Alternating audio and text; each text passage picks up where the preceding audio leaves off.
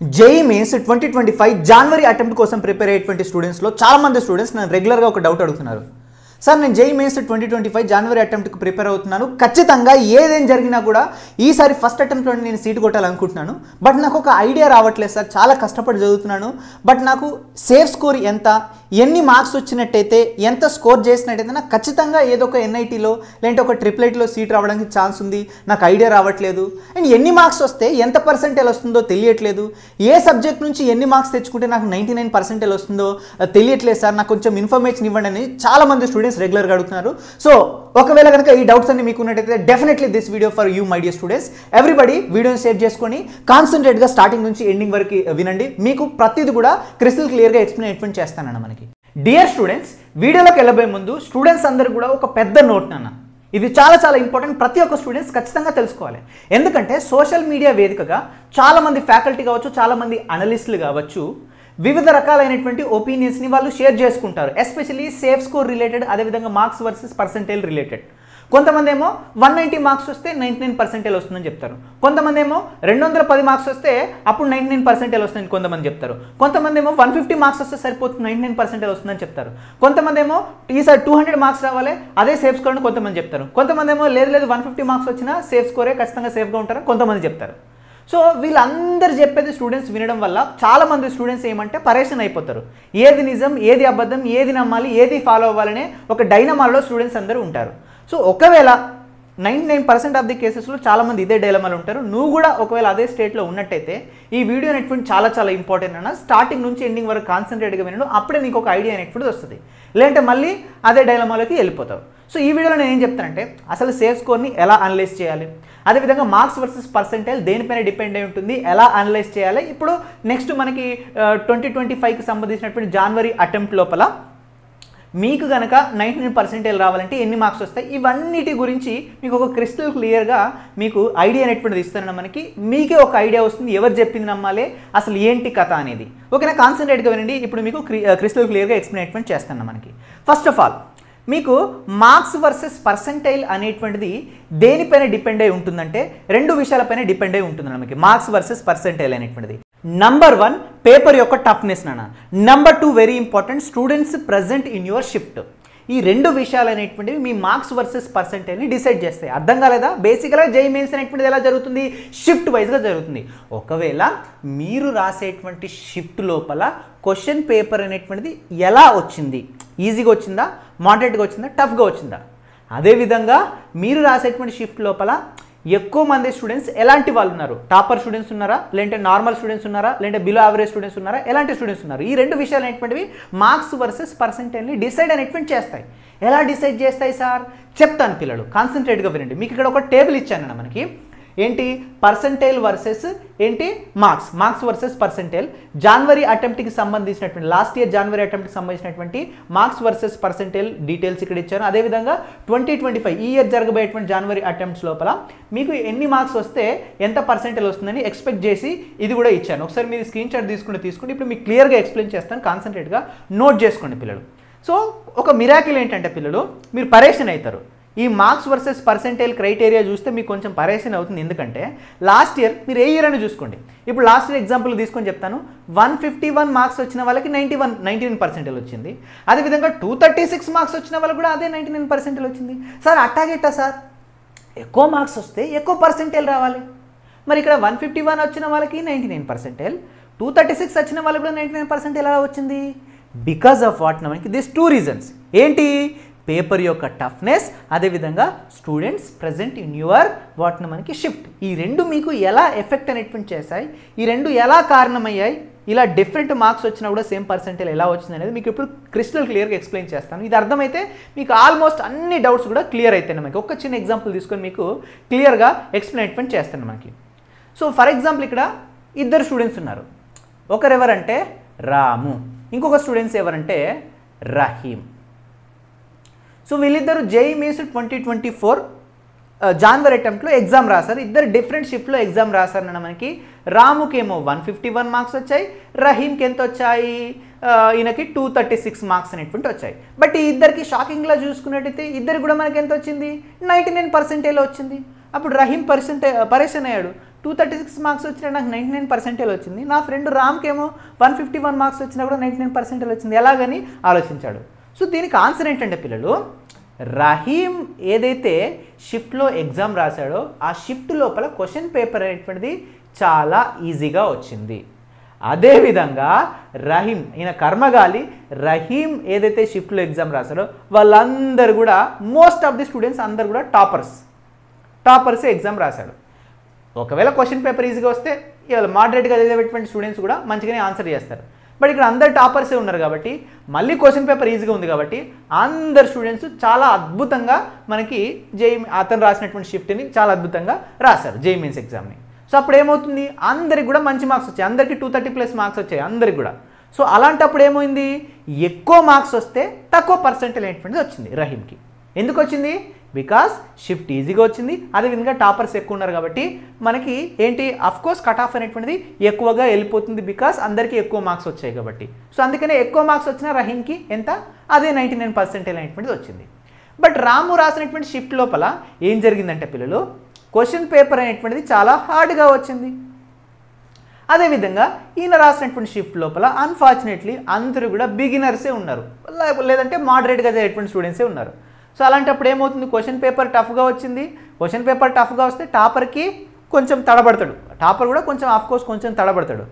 ఇంకా వీళ్ళు బిగినర్స్ ఉన్నారు, యావరేజ్గా చదివేటువంటి స్టూడెంట్స్ ఉన్నారు, వాళ్ళకి ఏమవుతుంది ఆబ్వియస్లీ మార్క్స్ తక్కువ వస్తాయి, క్వశ్చన్ పేపర్ని 100% అటెంప్ట్ అనేటువంటి వాళ్ళు చేయలేరు. సో అలాంటప్పుడు ఏమైంది, వీళ్ళందరూ కూడా 200కి మనకి 300కి అందరికి 190 మనకి 200కి బిలోనే వచ్చినాయి అందరికంటే కూడా. సో అందుకనే మనకి రాము రాసినటువంటి షిఫ్ట్ లోపల మనకి తక్కువ మార్క్స్ వచ్చినా కూడా ఎక్కువ పర్సెంటేజ్ 99% అనేటువంటి వచ్చింది. ఇది సింపుల్ రీజన్ అన్న. సో అందుకనే మీరు అందరూ ప్రే చేయండి అన్న, ఏంటి మీకు ఏదైతే షిఫ్ట్లో ఎగ్జామ్ జరుగుతుందో మీ షిఫ్ట్ లోపల యావరేజ్గా చదివేటువంటి స్టూడెంట్స్ లేదంటే బిలో యావరేజ్గా చదివేటువంటి స్టూడెంట్స్ ఎక్కువ మంది ఉండాలి, వాళ్ళు నువ్వు కొంచెం బాగా చదవాలి. అదేవిధంగా క్వశ్చన్ పేపర్ అనేటువంటిది ఎలా రావాలి, హార్డ్గా రావాలి. సో అలాంటి సిచ్యువేషన్ లోపలనే ఏంటి నీకు తక్కువ మార్క్స్ వచ్చినా ఎక్కువ పర్సెంటేజ్ అనేటువంటి వస్తుంది. Clear?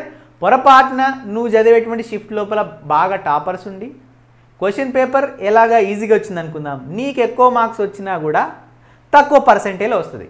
So it's completely depend on what మనకి ఫేట్. సో మనం డిసైడ్ అనేటువంటి చేయలేం. సో అందుకనే ఏంటి ఒక్కొక్క ఫ్యాకల్టీ ఒక్కొక్కలాగా, అదేవిధంగా ఒక్కొక్క అనలిస్ట్ ఒక్కొక్కలాగా చెప్తున్నారు. దీనిపైన వాళ్ళకి కరెక్ట్ అవగాహన ఉందో లేదో నాకు తెలియదు కానీ సో అందుకని డిఫరెంట్ పర్సన్స్ డిఫరెంట్గా చెప్తున్నారు. బట్ ఇది నిజమే అంటే నిజమే. ఏంటి చూడండి, 151 మార్క్స్ వచ్చినా 99% వచ్చింది, అదేవిధంగా 236 మార్క్స్ వచ్చినా 99% వచ్చింది. కొందరికి మోడరేట్గా షిఫ్ట్ వచ్చిన వాళ్ళు ఉంటారు కదా, వాళ్ళకి ఏంటంటే 190 మార్క్స్ వచ్చినా కూడా 99% వాళ్ళకి వచ్చింది. సో మనకి ఎన్ని మార్క్స్కి ఎంత పర్సెంటేజ్ వస్తుందని డిసైడ్ చేసేటువంటి పేపర్ యొక్క టఫ్నెస్ మీ షిఫ్ట్ లోపల ఎలాంటి స్టూడెంట్స్ ప్రజెంట్ ఉన్నారు, ఈ రెండు విషయాలు అనేటువంటి డిసైడ్ అనేటువంటి చేస్తాయి. సో మై డియరెస్ట్ స్టూడెంట్స్, ఇప్పటి వరకు నేను ట్రెండ్ మాత్రమే చెప్పాను. ఇప్పుడు మీకు యాక్చువల్ విషయం అనేటువంటి చెప్తాను, ఎన్ని మార్క్స్కి ఎంత పర్సెంటేజ్ అనేటువంటి వస్తుంది ఈ ఇయర్. అదేవిధంగా మనకి ఎక్స్పెక్టెడ్ ఏంటి మార్క్స్ ఎంత, ఏది సేఫ్ స్కోరు అండ్ ఏ సబ్జెక్ట్లో ఎన్ని మార్క్స్ వస్తే 99% అనేటువంటి వస్తుంది. సో ఇప్పుడు మీకు క్లియర్గా ఎక్స్ప్లెయిన్ చేస్తాను, కాన్సన్ట్రేట్గా వినండి పిల్లలు, ఓకేనా? సో ఇప్పుడు లాస్ట్ ఇయర్ సినేరియోని పట్టేసుకుని, అంటే లాస్ట్ ఇయర్ జరిగినటువంటి ట్రెండ్ పట్టేసుకుని, ఇప్పుడు చూడండి టేబుల్ లోపల లాస్ట్ ఇయర్ జనవరి అటెంప్ట్లో ఇన్ని మార్క్స్కి 99% అనేటువంటి వచ్చింది కదా. మరి ఈ ఇయర్ ఎన్ని మార్క్స్కి మనకి 99% రావడానికి ఛాన్స్ ఉందంటే, సో ఈ ఇయర్ మీకు గనక 180 మార్క్స్ నుంచి 220 మార్క్స్ మధ్యలో వచ్చినట్టయితే మీకు 99% రావడానికి ఛాన్స్ ఉంది. మీకు మళ్ళీ క్లియర్ చేస్తున్నాను, సార్ నాకు 180 మార్క్స్ వచ్చినాయి నాకు 99% రాలేదని మీరు అడగద్దు. ఎందుకంటే దేనిపైన డిపెండ్ అయి ఉంటుంది, పేపర్ టఫ్నెస్, అదేవిధంగా students present in your shift. But ఒకవేళ ఖచ్చితంగా నీ పేపర్ టఫ్గా ఉండి చాలామంది స్టూడెంట్స్ ఒకవేళ మోడరేట్ స్టూడెంట్స్ లేదంటే బిగినర్స్ ఉన్నట్టయితే మీ షిఫ్ట్ లోపల లక్, ఓకేనా, అప్పుడు మీకు 180 మార్క్స్కే 99% అనేటువంటి రావచ్చు. లేదు పేపర్ చాలా ఈజీగా వచ్చింది, సో అలాంటి సందర్భాల్లో ఖచ్చితంగా పిల్లలు పేపర్ చాలా ఈజీగా వచ్చినట్టయితే ఇక 220 మార్క్స్ వచ్చినట్టయితే మీకు మనకి 220+ మార్క్స్ వచ్చేటైతే 99% రావడానికి ఛాన్స్ ఉంది ఈ ఇయర్. సో ఇది నేను దేన్ని ఎక్స్పెక్ట్ చేసి చెప్పాను, దేనితో నేను ఇదంతా నేను ఎక్స్పెక్ట్ చేసి చెప్పానంటే మీకు కొన్ని సీనియర్స్ చెప్తానండి. మనకి చూడండి ఇప్పుడు లాస్ట్ ఇయర్ సార్ మరి 151 మార్క్స్ ఉండే, ఈసారి ఎందుకు సార్ 180 మార్క్స్ చెప్పారు మీరు? అంత ఎందుకు పెంచారు కట్ ఆఫ్? ఈ లాస్ట్ ఇయర్ లాగా 151 మార్క్స్కి మాకు ఎందుకు 99% రాదు? 180 మార్క్స్ వస్తేనే ఎందుకు ఈ ఇయర్ మనకి 99% వస్తుంది? ఎందుకు పెంచారంటే దీనికి ఒక రీజన్ ఉంది పిల్లలు. సో ఎవ్రీ ఇయర్ ట్రెండ్స్ కనుక మనం చూసుకున్నట్టు వెళ్తే మనకి కాంపిటీషన్ అనేటువంటిది పెరుగుతుంది. ఎంత కాంపిటీషన్ అంటే ర్యాపిడ్గా కాంపిటీషన్ పెరుగుతుంది, ఎస్పెషల్లీ జేఈ మెయిన్స్ విషయంలో. నేను మీకు చెప్తాను, మనకి లాస్ట్ ఇయర్ జనవరి అటెంప్ట్తో కంపేర్ చేసుకున్నట్టయితే ఈ ఇయర్ జనవరి అటెంప్ట్ లోపల మనకి నంబర్ ఆఫ్ స్టూడెంట్స్ రిజిస్టర్ అనేటువంటివి దాదాపు 1,00,000 నుంచి 2,00,000 మధ్యలో స్టూడెంట్స్ ఎక్కువ మంది రిజిస్టర్ అయ్యారు. ఓకే, ఎంత 1 lakh నుంచి మనకి మొదలుకున్నట్టయితే ఎంత 2 lakhs మనకి మధ్య లోపల ఎక్కువ మంది స్టూడెంట్స్ అనేటువంటివి రిజిస్టర్ అయ్యారు. అంటే కాంపిటీషన్ పెరిగింది. రెండో ఇంపార్టెంట్ విషయం ఏంటంటే ఎవ్రీ ఇయర్ మనకి స్టూడెంట్స్ లోపల ఈ కాంపిటీషన్ అనేటువంటి పెరుగుతూనే వస్తుంది.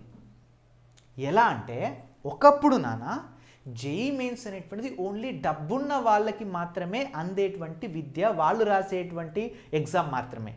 బట్ కోవిడ్ వచ్చిన తర్వాత ఎడ్యుకేషన్ లోపల వచ్చినటువంటి రెవల్యూషన్ కారణంగా ఈ ఆన్లైన్ ఎడ్యుకేషన్ ద్వారా ఒకప్పుడు లక్షలలో పెట్టితేనే 2-3 లక్షలు ఉంటేనే మనకేంటి జేఈ మెయిన్స్ కోచింగ్ ఉండేది.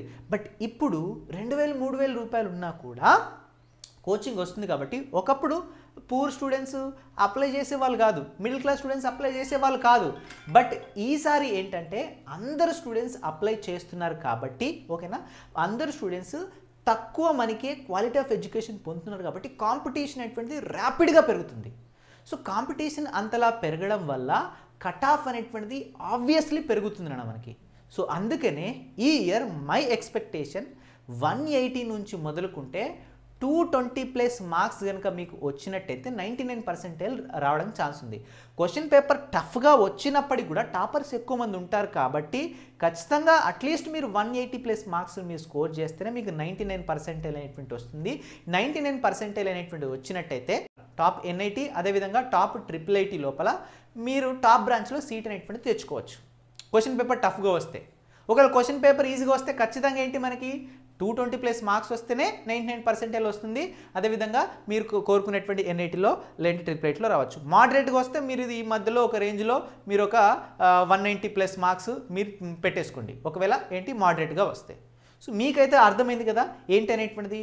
ఒకవేళ మీకు ఇర్రెస్పెక్టివ్ ఆఫ్ వాట్ మనకి పేపర్ టఫ్నెస్ అదేవిధంగా షిఫ్ట్లో టాపర్స్ ఉన్నారో ఎలాంటి వాళ్ళు ఉన్నారో ఎవరితో సంబంధం లేకుండా నాకు ఒక సేఫ్ స్కోర్ చెప్పండి సార్ అంటే ఇది రాసి పెట్టుకోండి. ఇదిగో 220+ మార్క్స్ వచ్చినట్టయితే పేపర్ ఎలాగైనా రాని, టాపర్స్ ఉండని ఉండకపోని ఎలాంటి వాళ్ళైనా ఉండని 220+ మార్క్స్ వస్తే ఖచ్చితంగా నీకు 99% అనేటువంటిది వస్తుంది.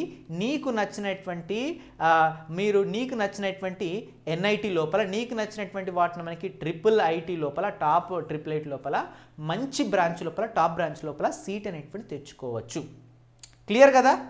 ఇప్పుడు 99% రావాలంటే ఏంటి మనకి ఇదిగో 220+ మార్క్స్ అనేటువంటిది రావాలి ఇర్రెస్పెక్టివ్ ఆఫ్ వాటిని మనకి ఏంటి పేపర్ టఫ్నెస్ అదేవిధంగా students present in your shift.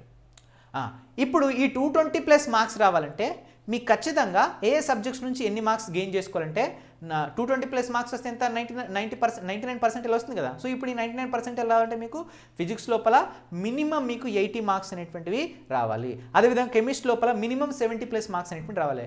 Maths లోపల ఎంత మినిమం 50+ మార్క్స్ రావాలి. పేపర్ ఈజీగా వస్తేనే, అర్థమైందా, పేపర్ ఈజీగా వచ్చి ఓకేనా నార్మల్ స్టూడెంట్స్ ఉంటేనే.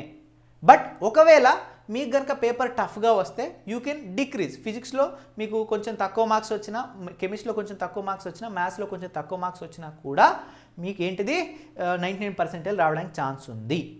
అర్థమైందా పిల్లలు? ఇంకో వెరీ ఇంపార్టెంట్ ఏంటంటే సార్ ఫిజిక్స్లో ఎందుకు ఎక్కువ మార్క్స్ పెట్టారంటే నేను ఫిజిక్స్ అనేటువంటిది ర్యాంక్ డిసైడింగ్ సబ్జెక్ట్.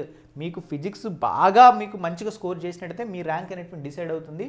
గుర్తుపెట్టుకుంటే ఫిజిక్స్లో ఎక్కువ మార్క్స్ వస్తే మీకు మంచి ర్యాంక్ రావడానికి ఛాన్స్ అనేటువంటిది ఉంది.